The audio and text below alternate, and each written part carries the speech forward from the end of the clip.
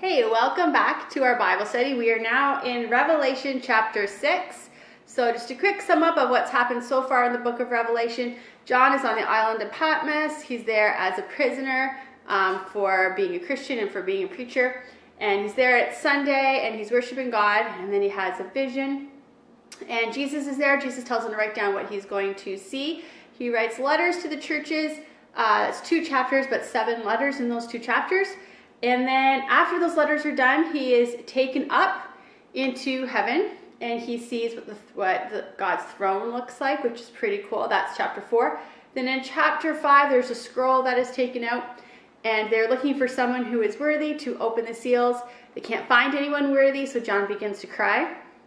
Then an angel comes and says, "Don't worry, because there is one who is worthy, the Lamb, the Lion of Judah, and the Root of David." And that is, of course, Jesus. Jesus comes and he's willing and he is worthy to open the seals.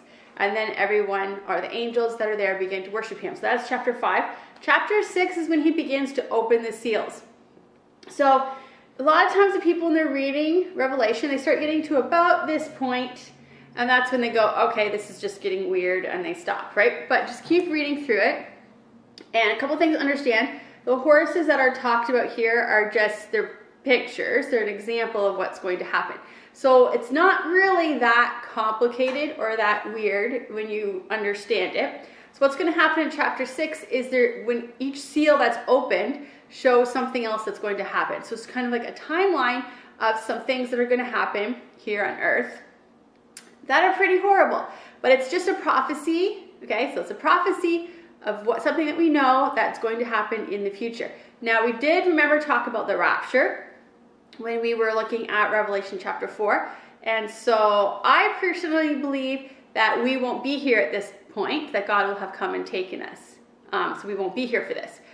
Some people believe that we will be here for this. So they'll just be pleasantly surprised when they are raptured and they don't have to go through this. But it's nothing to be afraid of, but it is, God put it here for us to know. So let's look through it.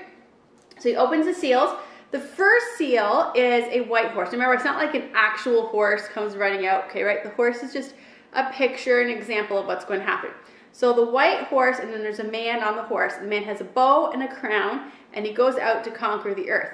So this man, he's going to be talking about peace, and he's going to be seen as a holy man, but really his goal is just to have war and to conquer. So this is what I believe is the Antichrist. So they are describing him here.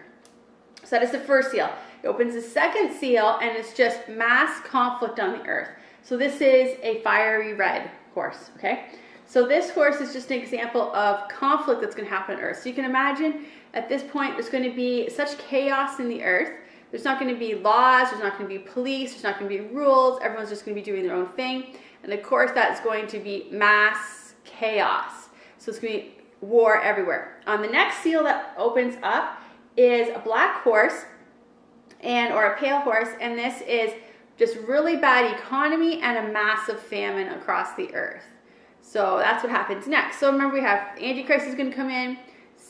The world's going to believe he's all about peace and harmony, but really his goal is just war. That's all he wants. There's going to be conflict all around the world because there's not going to be laws and things like that, and that's going to make everyone just do their own thing, and that's going to be chaos. And there's going to be the black horse, which is going to be really bad economy comes in, and lots of famine. All right, then there's the fourth horse, which is the pale horse, and this one is death. So this is going to be actually 1/4 of the world is going to die when this happens. So it's going to be, they're going to be killed with the sword or with hunger, or just beasts of the earth. So it's not going to be very good. The next seal is the 5th seal, and this is the cry of the martyrs. So at this point, this is when we're seeing, like the first ones we're seeing things here on earth, and now we are seeing things in heaven. So this is people who've been killed for their faith, and they're asking God for justice. So like, God, when are you going to have justice for us? And this is all people who have died because they were Christians. And God says that you have to wait. He is going to have justice, but you have to wait because there's going to be more martyrs coming. There's going to be more people who are going to be killed for their faith. So So some people will say, oh, well then obviously the rapture happens later because the Christians are still there.